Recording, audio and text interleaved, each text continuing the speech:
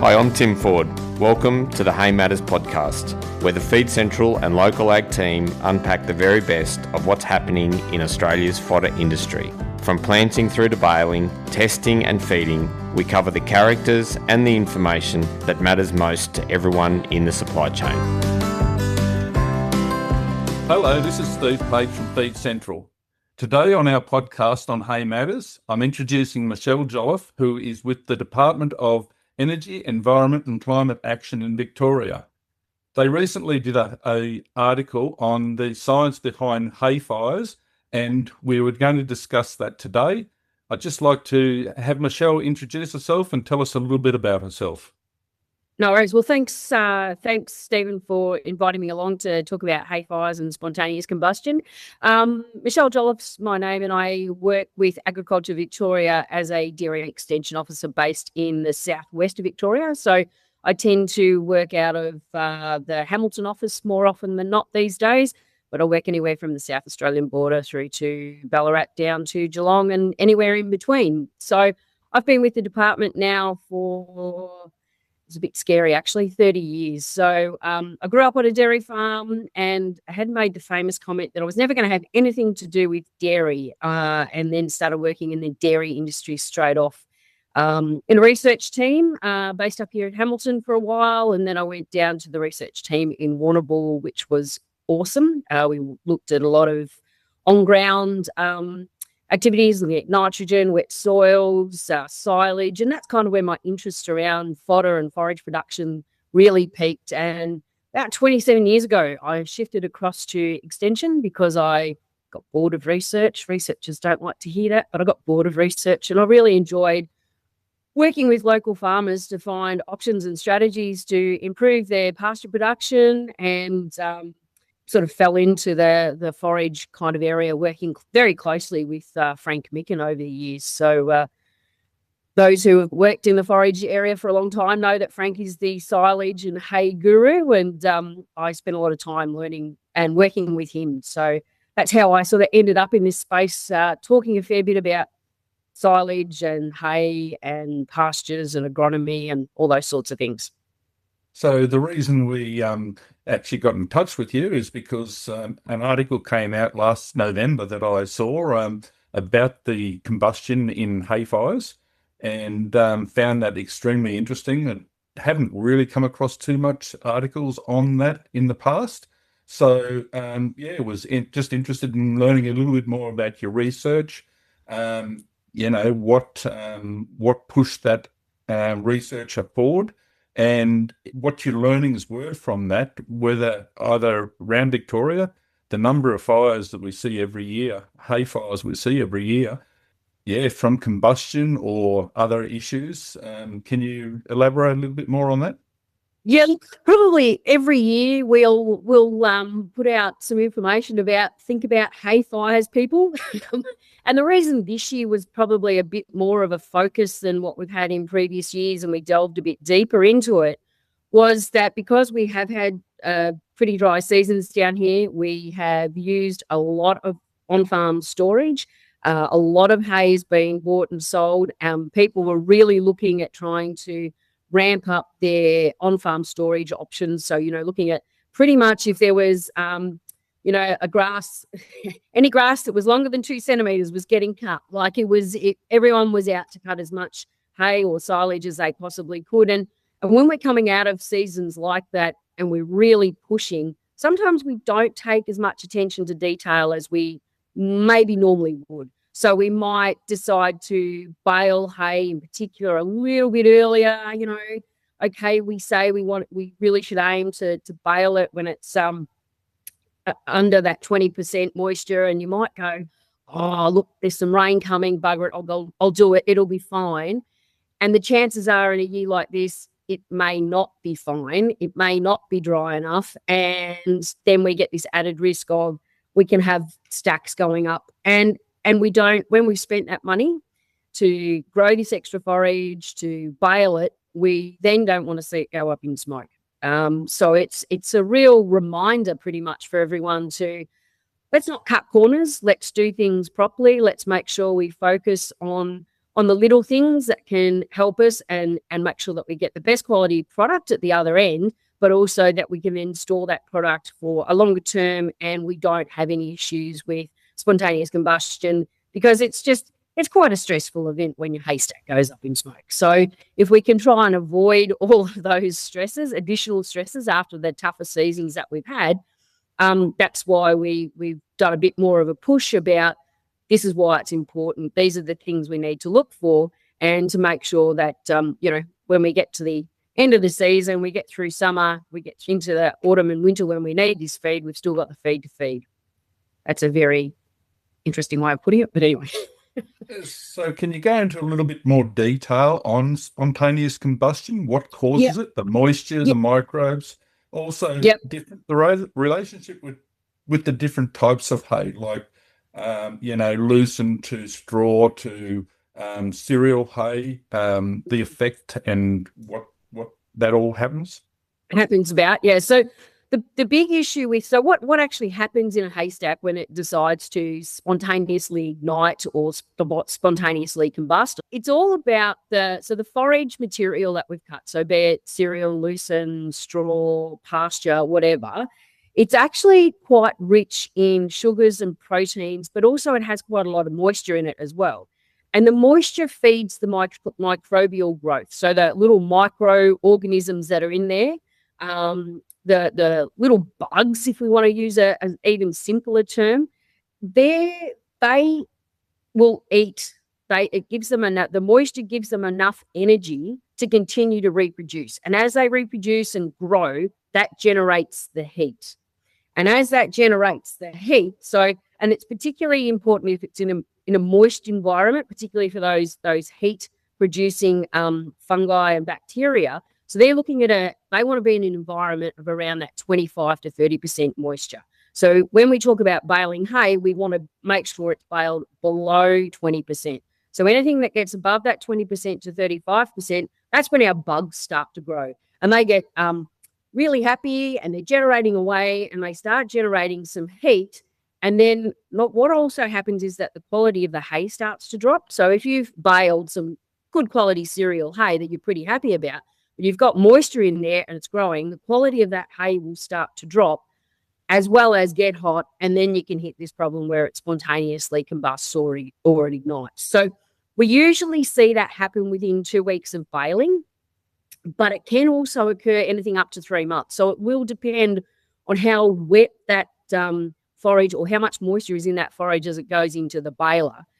The other thing is that even if you've been able to get it baled, it's stored well, everything's going awesome, you've whacked it in your shed, life is great, but you have a leak in that shed or there's an overflowing gutter or something like that, if you've got it really stacked up really high or tight and there's no ventilation but there's moisture getting in, those bugs can kick in again and you can see spontaneous combustion in shedded hay that may have been shedded 12 months ago but still goes up because the moisture has got in there and the microbes have started again. So it's all about these little bugs that like to grow in moisture. And the way that you can tell if you've got bugs growing in that longer term, so after the first 2 weeks, you're like, beauty, we're sorted, we didn't go up. But if you start to see any mold growing on it, if you start to smell a really tobacco-y kind of caramelly smell when you walk past the haystack, that's when you go, hang on a minute, we've got an issue here. And that's when, if you haven't got the moisture meters and the systems that are available, you can just grab the trusty old crowbar and shove it into the stack. And that's why you can tell, hang on a minute, this is getting hot. I might need to do something about it. And it'll be those sorts of things. It could be even steam, condensation that you see on the top of the roof of the hay shed. You'll notice that can be, and that can sometimes show that there's actually a fire right down deep in the middle of your stack. So you need to start doing some investigating.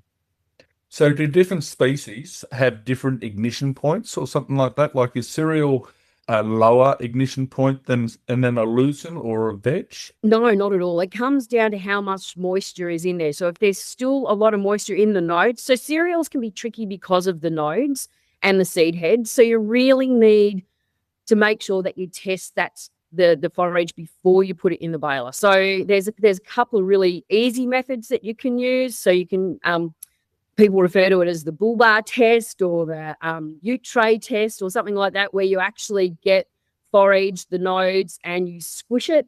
And if there's still moisture on the tray or on the bull bar or moisture on whatever you've used to squish the node with, that product isn't ready to go in. Seed head, you do the same thing. You make sure, so it doesn't matter. So all forages can go up. It doesn't matter which type it is. It just comes down to you've got to make sure that you get the target moisture before you put it into a bale. So you've really got to you've got to know what your target moisture rate is for the forage that you've got and the type of bale that you're putting it in. So if you've decided, okay, I'm going to put them in small squares, which, some people still do. I won't call them what we usually call them, but if you've got them in small squares, you really do need to make sure that you've got it at no higher than 18% moisture, because otherwise they will go up. But those larger squares that we see in a lot of the cereal it goes in at about 12 to 14%. And even if we've got those large bales have actually gone in at the right temperature, at the right moisture level, we can sometimes still see spontaneous combustion events in those bales because they're so densely packed and there's no ability for the plant to actually respirate once it's in those bales. So they can actually be quite more susceptible to going up, say, compared to a round bale or the smaller squares. So absolutely, if you're doing those big, large squares with high density, you can't cut any corners with those guys because they can still go up, even if you did do it at the right moisture content to bale. But it's just that density that they're so tightly packed that it can still cause some issues, and the bale can't breathe so well. So you really need to, if you're doing large squares, which a lot of cereal hay is done and straw is done, it has to be absolutely spot on. You cannot cut corners with that kind of forage. You can get away a little bit more with your large rounds, but you're looking at around that 14 to 16% moisture is when you put that into a bale. Yep. So on that, have any studies been done since we've introduced these high density bales on the increase in the number of shed fires? Or look, I don't think there has been, as far as whether there's been an increase or not in shed fires in Australia, but there has been a whole heap of research done in USA in particular, looking at spontaneous combustion and the higher density. So a lot of the information that we've got actually comes out of those research trials and analysis that has been done in America in particular, but also what we've seen on ground. So you see people that have invested largely in doing those large amounts of cereal hay, and they store and they sell a lot of cereal hay. Those guys have generally invested in some of the newer technology that's floating around that actually does in-shed moisture monitoring, and that way they've been able to minimise their risk of any potential spontaneous combustion incidents, and have been able to, as soon as it starts to hit the thresholds, they're able to, get into the sheds, get the forage out, and make sure that they don't lose any of that forage that they've baled up. So there is quite a bit of relevance between studies being done overseas, especially in America, and that to the relevance to what we're experiencing here in Australia. Yeah, absolutely. Because we're using similar forages, and we're using the same machinery, so it fits quite. It works quite well across paths. The one of the points you made there before about curing and everything like that, and getting those nodes and everything right in cereals, and the difference between cereals and lucerne and vetch type. Is there any sort of information compared to stem moisture to dew moisture or atmospheric moisture? Yeah, there is. So I guess the big thing is when it comes down to curing, you want to do it as quickly and efficiently as you can. So you're looking at the forage species that you've decided that you're going to cut. So you're looking at, okay, if I've got a big heavy crop, maybe I need to look at using a mower conditioner. and making sure that mower conditioner can leave, wide windrows so that we can get the sunlight and the wind penetration across those windrows to get them dry enough, quickly enough. Also looking at using tedders to do that as well, to be able to, break up the is what did Frank used to always say, bash up the stems so that they would actually break and lose moisture quicker. There was some work done actually here at Hamilton, but it was mainly looking at silage, but not necessarily hay, but the message is the same, that if you've got dew in the morning, you're best to hold off before you cut, because you've got an extra ton of moisture that you have to, ton to 2 ton of moisture that you have to get rid of before the product starts to dry. So if you can use all the machinery that you can, not that I'm advocating going out and buying more machinery, but if you've got access to that machinery, is making sure that you use your mower conditioners, that you use your tedder, and you're able to get those particularly, hit those target dry matter rates as quickly as you possibly can to be able to ensoil, and you've got rid of that moisture and be at the target moisture rates. A lot of the time there's quite a bit of pressure put on the growers with rain events coming, and the contractor's there. He's wanting to move on to the next job, so he's wanting to get it done. Have you got any suggestions on different questions that growers and contractors can be discussing to get that job done?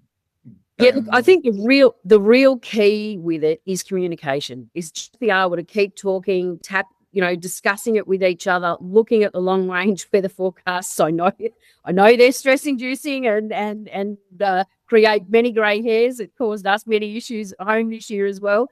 But it's trying to, you've got to try and make the best call. And look, sometimes doesn't matter what you do. It doesn't matter how good organised the grower was. Doesn't matter how organised the contractor was. Something will happen. You'll get a rain event or something.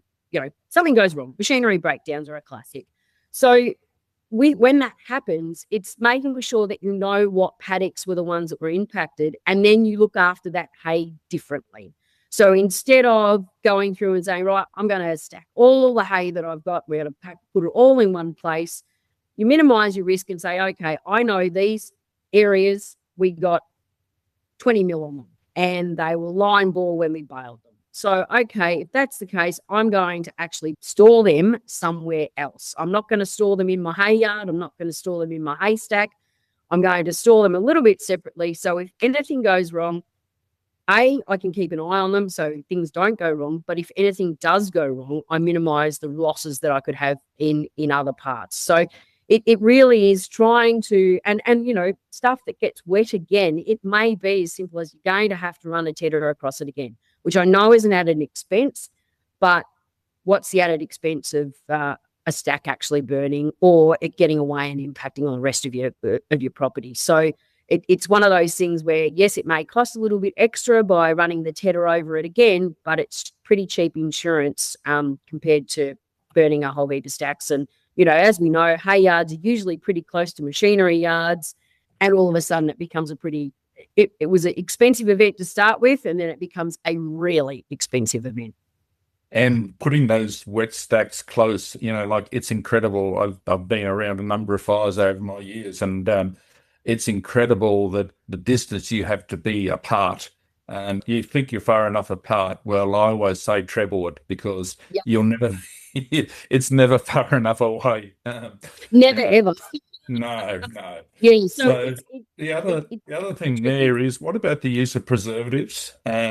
Personally, I like to see preservatives used, especially in higher moisture bales and also in lucerne and vetch. It helps with the quality, I feel, but there are limitations and everything. So. Absolutely. I mean, preservatives are great. They fit into the system well. You've got to make sure that the gear that the machinery that it's attached to is set up right. Like, we don't see those problems quite so much anymore. People who have actually gone down the road of being able to add preservatives have actually set up their gear properly, not like very early on where there was more preservative on the bale chamber than actually on the forage. But I think everyone's sorted those issues now. But they are great, but they're not going to, if you've got stuff that is line ball as far as you're really pushing those moisture areas. If you've headed towards maybe the 30%, it's not going to solve all the problems. It's going to solve some problems, but it's not going to solve all your problems. So it's really making sure that you do hit the right moisture targets for the forage that you've got. So preservatives are great, but the thing to remember too is that they're not going to make poor quality forage better. I guess that's one other thing with it, is sometimes people are, oh, well, I've put preservative in it, that's going to make it better, and it kind of doesn't. It doesn't improve the quality of the end product if it's poor. With Feed Central's Local Ag, you can connect with farmers and suppliers across Australia, increasing your market and ensuring you get the best deals wherever you are. List your machinery, livestock, feed and more for free, and take advantage of Local Ag's safe and secure payment system, CheckVault, to ensure all of your transactions are protected. Feed Central's Local Ag is providing Australian farmers with trusted connections and transparent trading. So if you've got your hay stacked, you've got it in the shed, how frequently are you thinking that they should be checking the temperatures daily, or? Look, it depends on your risk factor. So if you've got forage that did get rain on it, but you're pretty sure that you followed all the sort of rules of thumb, and you've made sure you've checked the nodes and you've done the microwave test and you've done all those bits and pieces and made sure that, yes, it was definitely at the right moisture when I baled it, but you're still a little nervous about it, probably once a week is enough for a couple of weeks. If you know you're slightly, like if the bales are starting to sag, if there's a bit of a interesting loft as you're walking past it, then you'd be checking it twice a day without a shadow of a doubt. And, depending on how much hay you've got and what your target market is, and if you're trying to store it for any length of time, you'd be looking at potentially investing in some of the new technologies that are out there. The moisture meters, you could just do a quick browser search, and there's quite a number of options in Australia that you can look at in investing in. They are expensive, but then again, it's pretty expensive to have to go and buy a new hay shed or new hay to fill that hay shed. You can go down the line with the old crowbar, and as soon as it's old tech, but it works, particularly if you're quite nervous about a stack that has all of a sudden started to get a little bit hot and a little bit wafty. And the key thing is if you're around that 50-degree mark, you'll be able to hold the crowbar. It'll be warm, but you'll be able to hold it. And you're probably worth coming back and checking that another part of the day. If when it hits around at 60, you can hold it for a little while, but it's a bit ouchy. And if it's above 70, you cannot. You've just touched it, and that's it. And if you hit the 70-degree mark, that's when we hit the ignition mark for spontaneous combustion. If it's like that, do not start pulling the stack apart. Your first phone call is to the fire brigade, because you are going to need to have fire appliances there as soon as you start pulling that stack apart, because as we know, fire needs oxygen. As soon as you shift the bale out, oxygen goes in there and the whole stack goes up. So you really need to make sure if anything's around that 70-degree mark, you are on to 000. You have got other people with you. That is one thing. That is, I cannot reinforce this enough, that if you think you have a haystack that is about to go up in smoke, you make sure you have another person there, so that there is two of you if something goes pear-shaped. You hear stories where people have tried to do it by themselves, and it usually doesn't end well for the haystack. So if you at least got two of you there, you've got a spotter on the ground, you've also got someone who can direct appliances and those sorts of things in as well. And I cannot reinforce enough, do not climb on the haystack. Whatever you do, Just do not climb on it. I thought that was a given. I thought everybody knew that. And I have learnt that is not the case. We've actually seen firefighters climb on top of a haystack that was spontaneously combusting.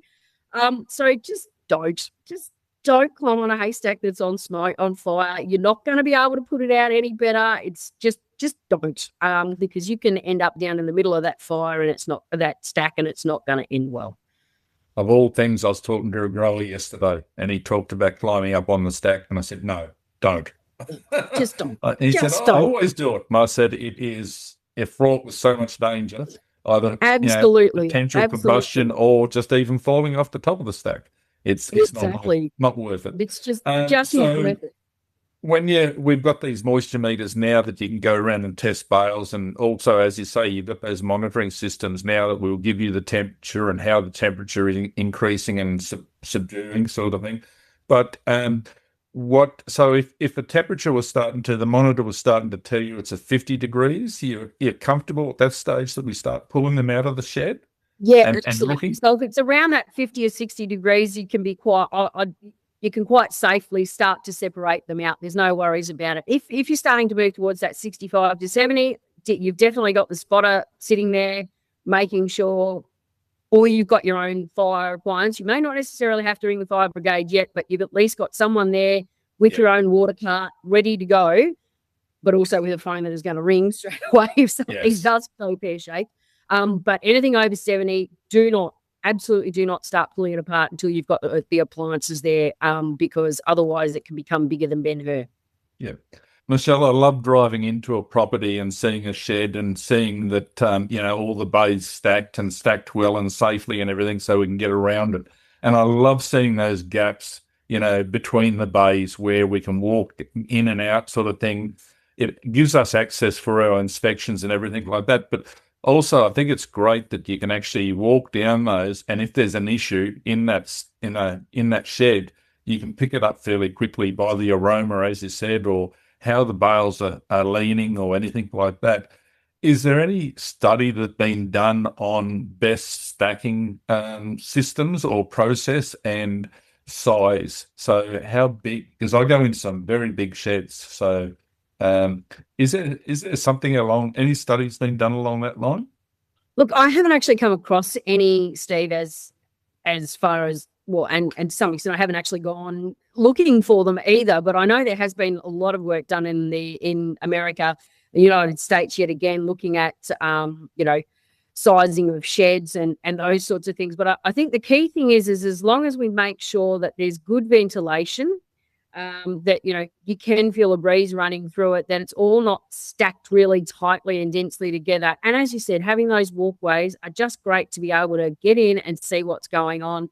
It allows good access. And then if something does happen to go wrong in one of those bays, it's only one bay that's impacted, not the whole shed, which is the name of the game, which is what we're wanting to try and stop happening, is losing those entire sheds. The big thing is also thinking about how high it can go. We did make the comment there before about people climbing on stacks and doing crazy things. And hey, I did it as a kid, there's no doubt. It was always wanting to see how far you could jump and how high you could jump without breaking a bone or getting caught by mum and dad. But we do have workplace regulations that are looked at these days. So it's probably best to be checking the WorkSafe equivalents across the state or across the country to actually make sure that your stacks are within range that they're supposed to be. Remembering we can't be working above certain heights unless you actually got you do actually have to be wearing a harness. So that's probably the big thing, is just double checking, but also having the rule that, and I know I'm going to ruin the fun for generations of kids on farms, but having the rule, it's probably best not to go running around in the haystack because you can hurt yourself, but you can also potentially cause some issues with dropping things you shouldn't be dropping into haystacks. So what are some of the common storage mistakes you see? Like, there's articles in there about, as I say, leaving ventilation and everything like that, keeping it away from the wall. Any other major storage, mistakes that you see? Some of the bigger ones that can have some really big financial implications is stacking hay. You might have a 4-bay shed and you've got hay in 3 of those 4 bays, and in the 4th bay you have a heap of machinery. It's just a dance with the devil when you're doing things like that. You can sometimes, 9 years out of 10, you'll never have a problem. But that 1 year, it's a pretty expensive insurance claim if you've got to replace a tractor and a baler or some other implements of bits and pieces. So I really think We really need to get back to the bit of the old style thinking that a hay shed is a hay shed and a machinery shed is a machinery shed, and not mix the two together, because as we all know, insurance premiums are, well, they're big. We don't want to keep increasing them by having claims for stuff that we've set on fire by spontaneous combustion, because we've been pushing things a little bit. So I guess the other thing is too is know what forage you're actually putting in those in the hay shed. So if you've got stuff that has any chance of it being wet, probably best not to put it in a shed. It is best to stack it outside somewhere else where you've got easier access to it. That's the big one. Refrain from stacking it to the absolute roof. We've all seen those haystacks where it's pinned right to the top. It's someone did say to me it was to try and stop the kids from getting into the haystack, but I was thinking maybe it was better off letting the kids get in the haystack and actually have some air go through. So, don't stack it right close to the wall, as you said. Don't stack it right to the roof. And if anything that looks like it's had rain or wasn't baled at the right moisture content, probably look at storing that outside and capping those stacks, particularly with the if there's big squares, capping them with tin. There's a whole heap of options out there, but also make sure that's well secured. Otherwise, they become pretty good missiles with some great, high winds.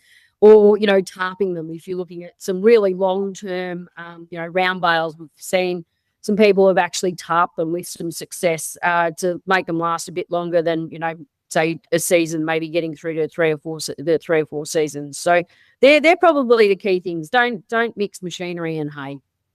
Yeah, the other thing is I like to see too.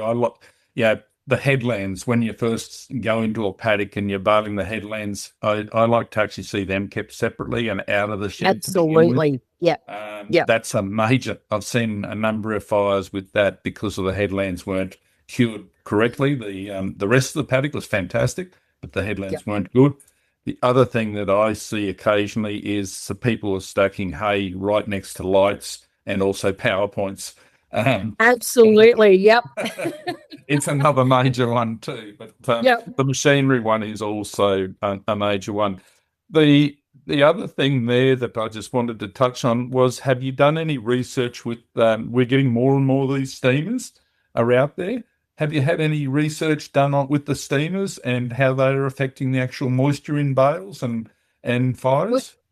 At the moment, I haven't, and I haven't. No one has actually said that. Oh, look, we used a steamer when we were doing the hay, and maybe that might have had something to do with it. So I haven't actually looked into it, and there hasn't been any anecdotal evidence as yet, Steve, that could be causing a bit more of an issue. I really think a lot of our issues is that we're just trying to do it quickly. Time is the essence. Everyone's trying to do things quickly, and we're just cutting those corners that maybe we shouldn't. And it's just because people are under pressure and they're trying to get stuff done. We've kind of we put a lot of pressure on ourselves. So maybe it's time we just take a deep breath and have a bit of a look and take things a bit slowly, surely get it done well. Yeah, pushing those limits, that's for sure. As you say, trying to get the job done quicker. We've got gazekers on the back of these high density balers now. Can you see what any issues being made or problems being made with the use of gazekers and the handheld? What mistakes people are making between probably the big mistakes with the handheld is people not checking enough bales. So it might be, you might say, look, if you've got 100 bales, check 15. And, so you say 15 to 20%, we'll have a check. And that way, some people will say 10% is more than enough. I'm probably a little bit more risk averse. According to my husband, I'm definitely more risk averse.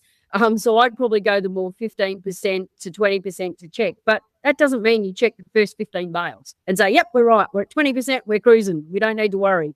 It's taking you check 15 bales, but you check them across the whole paddock. You don't just check them at the gate. You don't just check the headlands. Because as you said, if you don't check the headlands, you've checked every other bale, but not the headlands, and your stack still goes up. You're like, well, how did that happen? So it's making sure that you try and make as a representative sample as you can across your bales. I find the biggest issue with the handheld moisture meters is that people do it too quickly. They jam them in, yep, that's good, and jam it out and pull it out and go, yeah, that looks right. Instead of taking a bit of time, again, have a deep breath. Send a text message. I don't know, but, give it time to actually calibrate properly and go through. With the gazekas, it really, again, making sure it's calibrated right and keep checking it. I know when you're in the tractor and there's lots of stuff going on and there's beeping going everywhere and you go, oh, yeah, I checked that an hour ago and it was fine. Maybe keep checking it, and it's I know it's another screen to look at and it's another beeping thingy and it's another in an already, crowded space in that old tractor cab. But it's something that's going to save you money in the longer run. So actually taking the time to look at them and the people that I know that have put the gazekas on, they're really happy with the results. So do you see any other emerging or future technologies that are coming our way that can help us even further? I think the interesting thing is this space is evolving all the time. And as more of the Internet of Things and the technology on farm is, it's improving all the time. It's just a case of watching what's coming out there. I mean, there is not a farmer in this country that I don't know of that gets on their iPad or their smartphone and they're looking at different pieces of machinery or a new tractor or a new baler. And as all that stuff comes about, there's just more and more of those sorts of technologies that are coming out. It's a rapidly evolving space. Like you learn about one and then the next thing you know, there's another two already out there. So it's a rapidly evolving space. It's definitely talking to those that have actually started to, that have invested in this already. And you'll find that, sometimes a lot of the bigger contractors or people who specialize in hay, like that's their business. Talking to those guys and saying, well, what tech have you used and what do you find is working well? We are getting better coverage with our, different brands of satellite. So different satellite technologies out there. So we're getting better service, as the 4G, 3G has dropped off and 4G and 5G is supposedly getting a bit better as well. We do have a lot of those options now. And I really think it's a rapidly evolving space that we'll continue to see some, good technology come out that we can readily implement. And as more of it comes on the market, it becomes more and more affordable as well. The one I'm liking is, and I see a lot of it easier night's sleep, is the people being able to monitor what's happening in the paddock and for it to send a message when everything's ready, rather than get out there and sit there for 3 or 4 hours and then find out it's not going to happen today and you go back. Absolutely. It's amazing. Like I suppose I'm a little bit old school still too, in that I do like to actually go and walk across the paddock and have a really good look at it. Maybe it's just the fact I like the smell of cut grass or something. I don't know, but I actually like to go and walk through the paddocks and do that sort of stuff. But if you're trying to do really big amounts, you've got lots of machinery out there, and for contractors in particular, it's a real game changer being able to use those technologies and be able to have confidence that you're going in and you're not going to A, wreck machinery either, but B, you're going to have a good product at the end for your client. So if you had to give one key point to put to farmers that they'd like to take away from this podcast, what would your key points be?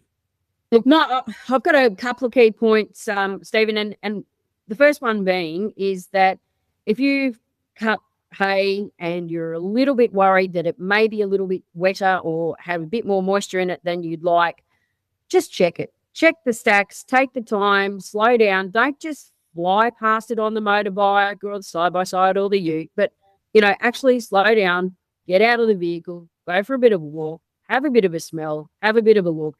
And then if you are worried about it, use some of the tech. Use the old style tech, just get that old crowbar and put it in that hay bale or that stack. And, keep double checking, because the last thing we want, particularly after seasons where we've had some pretty tight or some pretty strong pressures on our forage reserves. The last thing we want to do is, if we've gone through and made it all, we want to make sure that we keep it.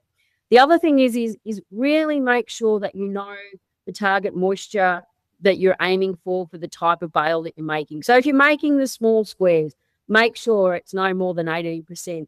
if you're doing rounds, make sure it sits within that 14 to 16% moisture. And if you're doing those big squares, and particularly if they're high density squares, make sure that it's at that 12 to 14% moisture when you bale it, because that way it just minimizes that risk. It's taking those little things out that sometimes can cause these issues. It just takes them away. And I guess the other thing is too, is if you've got any concerns about, oh, I don't know if I've done this right, or I can smell a bit of a funny smell, don't hesitate to jump on any of the search engines and look up. Or the CFA have some great resources. I know the RFS also in New South Wales have some great resources about heating hay.